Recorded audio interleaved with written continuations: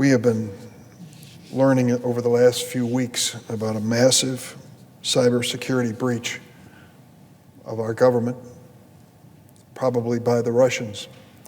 It has all the earmarks and fingerprints of a Vladimir Putin project, an ongoing effort by Russia to undermine the United States, to compromise our national security, and to create chaos whenever possible.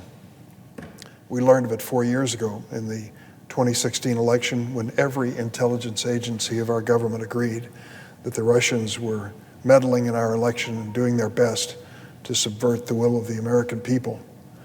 We made strong statements in opposition to it, and we took action. Some of it has been publicly reported, and some of it has been disclosed to members of Congress in a classified setting.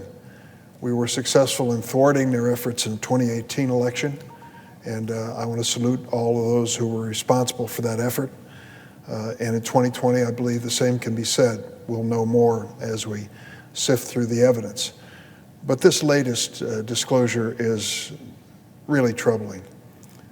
We believe that beginning in March of this year, that the Russians started compromising our cybersecurity network in many different ways.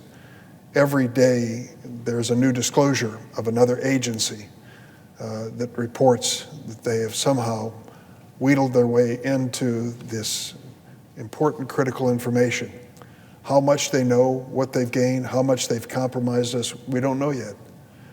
It certainly is unnerving, and it deserves a very thorough investigation as to how we failed.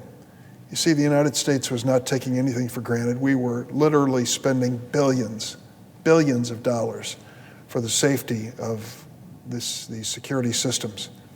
And we knew that included in those systems was information which is essential for the protection of the United States.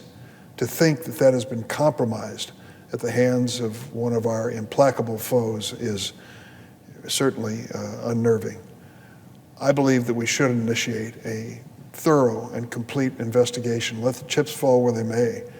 Establish where we have failed from a technology viewpoint, and if any individuals are responsible, that they be held accountable. At the same time, I have to say that I joined the presiding officer in commenting on one particular aspect of this that I just can't understand. The White House has been virtually silent as all of these facts have unfolded by the day.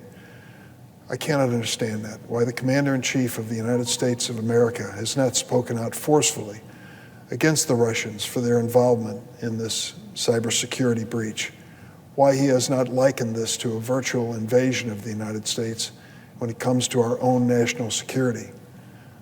I believe that we should have been firm from the beginning and honest with the American people as well about the nature of this threat. But instead, this president has been silent.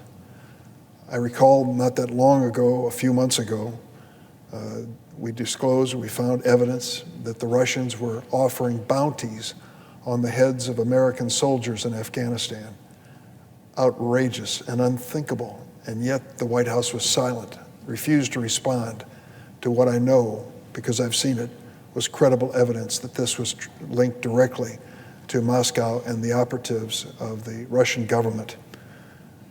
The attempted assassination of Navalny, the dissident in Russia, has been well documented, and yet again, our White House, our president, are silent. I don't understand it. I'm hopeful that the new president, Joe Biden, when he takes office January 20th, will make it a priority to establish a new understanding and relationship with Vladimir Putin. The United States cannot be a victim of Putin over and over again without speaking out and more. I'm counting on Joe Biden to do that. I believe he will. He's a realist. I know he wants peace in the world, and I do too. But we also must defend this country. And the men and women in uniform who risk their lives every single day should be our highest priority. I'm heartened by Joe Biden's closing that he's using in all of his public speeches now. He, of course, says it more artfully than I will, but he calls on God to bless America, but also God to keep our troops safe. I'm sure it has special meaning to him since the death of his son, Bo, is a reminder of the sacrifices that not only the men and women in uniform, but their families make for us every single day. I hope that continues to be the watchword of his administration.